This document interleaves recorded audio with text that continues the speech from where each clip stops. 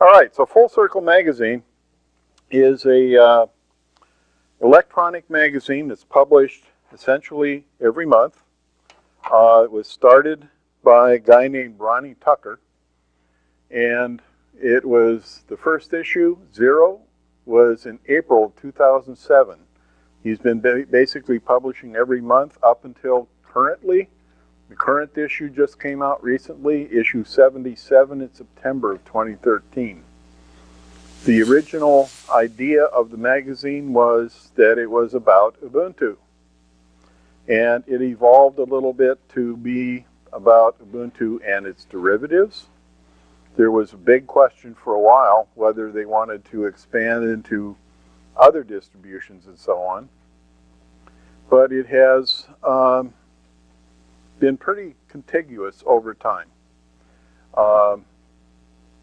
Obviously, it was 704 was the version of Ubuntu back when they first came out.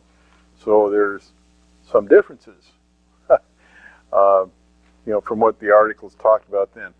The magazine itself is available online. It's free download. It's a PDF. It's also available in EPUB editions and certain other things. The magazine every month has a regular set of features. They, of course, have changed over time. It used to, have, well, it still has some of these gaming sections, a section on Ubuntu Women, a section on where people can show off what they've done with their desktop and so on. But the big thing that they have added has been some how-to series. The how-to series focus on some piece of software. And the series go on for as long as whoever is writing it is willing to keep going.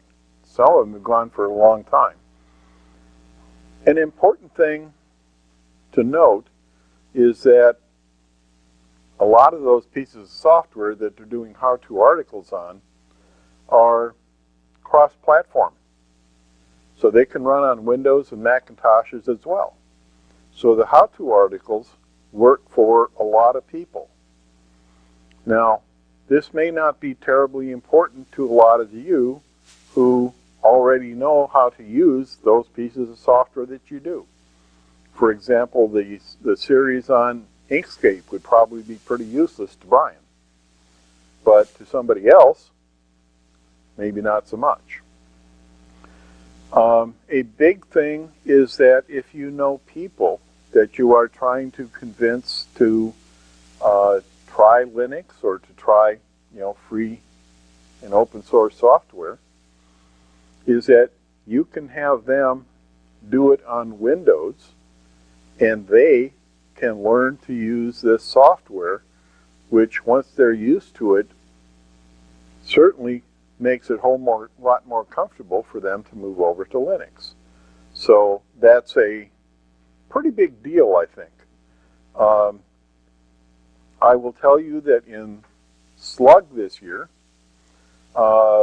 we are going to try to go through some of the tutorials. Problem is, we're going to start with LibreOffice. And there's so much stuff on LibreOffice in its series that we don't have enough meetings this year to cover them, unless we do, multiple lessons in each meeting. But we're going to try it and see how we do. In my own club at the park where I live, we meet every week, so we plan on going through that whole series. And I think it'll be quite interesting for a lot of people that know that Office software can do much more than they know how to do. And some of those people don't even know how to use it to write a letter. So we'll go through and teach them that. And by the way, although it is historically been a Windows club, because everybody uses Windows, I think I have 5 people in the park now converted to using Linux. So, once they give it a shot, they mostly decide, this is where I want to be. It runs better, I don't have to worry about so many things, and etc. Well, you know that story. We don't have to go through that. Okay. This is just a collection of links that are useful. With all those issues, there are lots of back issues, and if you want to download them yourself, you can. You can also read these things online. They also started somewhere along the line doing podcasts. And the podcasts, to be honest, I don't like podcasts. I want a visual, and they're just sound. And I have not been impressed with the sound quality of the podcast, so I have not listened one through just to see what they really covered. You know, it seems that they probably talk about the things in magazines, and they probably, you know, have multiple people talking about stuff, so they probably go beyond what's in the magazine, but I just don't know. So one of the things with these series is that they started putting out special issues that were collections of the series. So you didn't have to go look at, 15 different issues to go through 15 articles of the series. So they have issue on Inkscape, that's special issue IS01 through 02. LibreOffice is, you can see what they are. So there's one for LibreOffice. There's a rather long one for Python. One for Scribus. One about setting up an Ubuntu server. Another special issue on becoming a part of Ubuntu development. How you set up and do all that kind of stuff.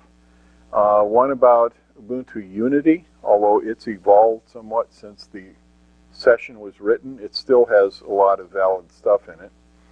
And then there's one on virtualization. And they do both. They go through VirtualBox. They go through using Zen and Proxmox. I can't tell you how detailed they are because I just went through them this afternoon and looked to see what they covered, and that's about all the time I had. One thing to point out, though, is that the special issues don't mean that they're done writing articles on a subject. So, for example, if you're interested in that very long Python series, it's still going on. And, there are new articles on it that are not in the special issues. I wanted to do a little sidebar at the end. I wouldn't be here now, but I'm going to get out of the presentation mode here. There is another whole series of things about GIMP. And there's a guy in Germany that has put together 193 videos on using GIMP. He is still doing them. New one just came out not very long ago. These videos are typically 10 to 15 minutes. They go through 1 to, 5 different things that you can do with GIMP. They are very clear. They're well done. And where there is material for the exercises, you can download it in a zip file so that you have both the video and the material for the lesson. The very first lesson, video number 1, taught you how to do 5 semi-advanced things in GIMP to make corrections to a photo. It was very impressive and easy to follow, easy to do. So, good stuff. So, let's see if I get out of here. Okay, so this is the website that I was talking about. This is his wiki, and it has a bunch of links on it that are useful. The main website here, they have forums. They have a Google Plus account that you can, go use and join and watch and follow. They've got a Facebook thing, who cares? Twitter, who cares? This is where you can go and read the issues online. You don't have to download them. You can just watch them in your browser. They have an IRC channel. Do not know how active it is. And then here is the, to talk to the webmaster for the website, and talk to them about things like this is not terribly important.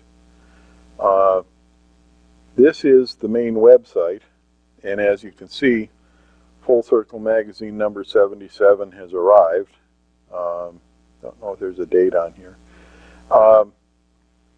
But you can also go look for back issues and go through all of this stuff. There's also a download back issues thing that goes there. This is for the watching online, and this is for their podcasts. So all that stuff is there and available. Here's a collection of the magazines, and they started off being in a vertical orientation and on legal sized paper. It always pissed me off because I'd go to print it and it would drop a lot of stuff off the page. But they changed that to a widescreen format and one that is made to fit on 8.5 by 11. So it works. Anyway, if you go look at an issue, in fact, let's go down here.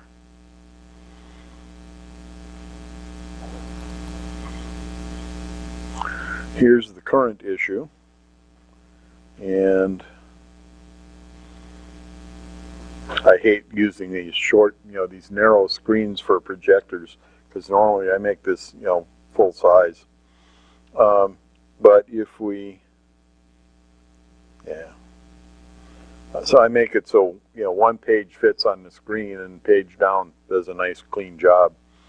But if you look here, they've gone on with some of the series, and I think there's Python is still going in here. Blender, Inkscape. I thought I saw, oh, there it is right up here. So part 47 of programming in Python. And I will go back over here and documents.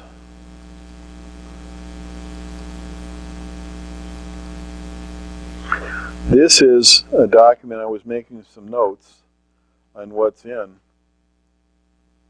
here and using some of the notes to, organize the talk tonight. So if you look, the set of subjects progresses and uses useful examples for most of these series. So, for example, the LibreOffice series, we're going to go through and do all this stuff when we, have the course at my club. The Python series has a lot of stuff, but here there are more articles, but because a lot of them are in multiple parts, it didn't take as much to do it. But you see that it goes through using several different designers for GUIs, and some different things for generating code, and gets into doing XML and SQL databases and all kinds of stuff in there.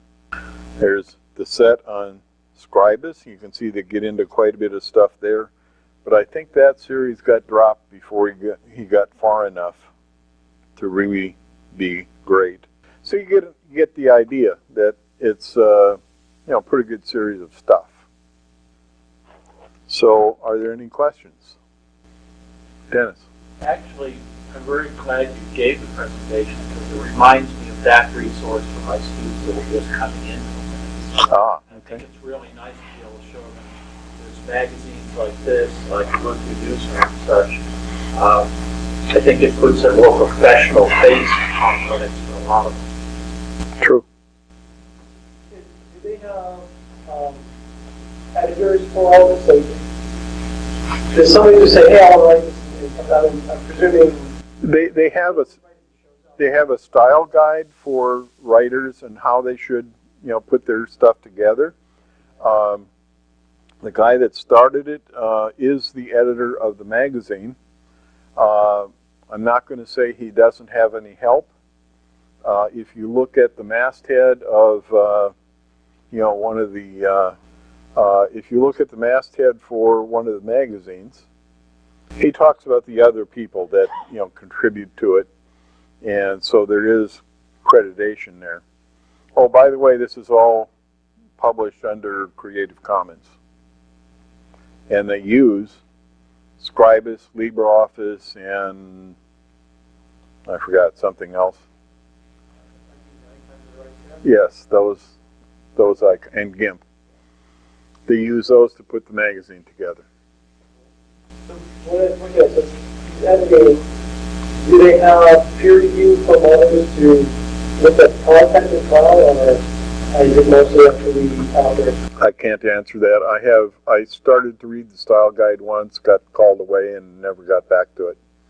So I don't know what the process is. I do know that you have to submit an article. It has to be approved. Somebody is, judging if you follow the style guide and that sort of thing. So there is some kind of review, but how much it is and whether there are peers involved, I can't answer. Okay, well, that's still a start, which is good.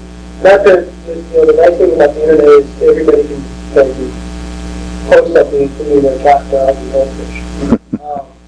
But especially the technical information and things that change, it's nice to have a vetting process like maybe or even for many of us. I mean, how many of us have gone through countless page after page after page? Absolutely ridiculous for what we're trying to work on. Right. So, cool. It's not this subject, but remember I gave that talk on subsurface here. And I have not been contributing to it. I looked a little bit more into the code, and as I was starting to do that, the people on the mailing list got really active with this new version they're trying to put together. And pardon me for saying so, but I think they need some help. Because these guys are trying to put together something that used to be in GTK. They're trying to move it to Qt. It always was straight C, because Linus likes C. But to go to Qt, they needed to incorporate C++. Their make files are a mess.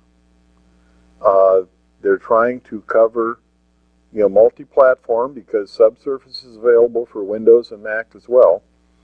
And not only available for, but to be compiled on. And so that cross-platform stuff is just going nuts. And I got to tell you, watching the mail lists and the numbers of things and patches that are going across and people saying it should be this way and others saying it should be this way, I'm going to be amazed when it finally works for everybody. I don't doubt that it will, because there's some pretty smart people out there. Linus is definitely involved in it. You see his name on quite a few of those posts. And of course, we all know that, he does have his opinions. Well, he doesn't program for the kernel anymore. But he does look at code for the kernel, and he still exercises his God-given rights.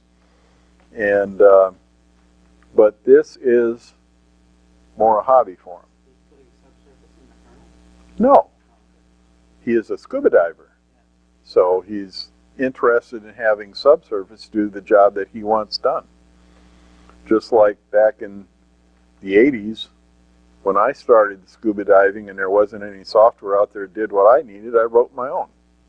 And that's how Linus got started on it in 2010. Anyway, side subject, the relationship that I was bringing up is that this is a collaborative effort by a lot of people and volunteers writing articles, and that's a much easier job than collaborating on a worldwide software project that's making all of these conversions. And you get something done and then it breaks in a different environment or a different way, and my God, it's amazing any of that stuff ever gets done. So I'm pretty impressed when it does. Anyway, any other questions? That's what I had to say. So if anybody wants the Full Circle magazine stuff, come see me. Is that in top of the Google search on Full Circle? There is something else called Full Circle magazine. So the easiest thing is to put in Full Circle magazine, one word, .org, and you'll go right to it. But there's some commercial venture that apparently uses that term.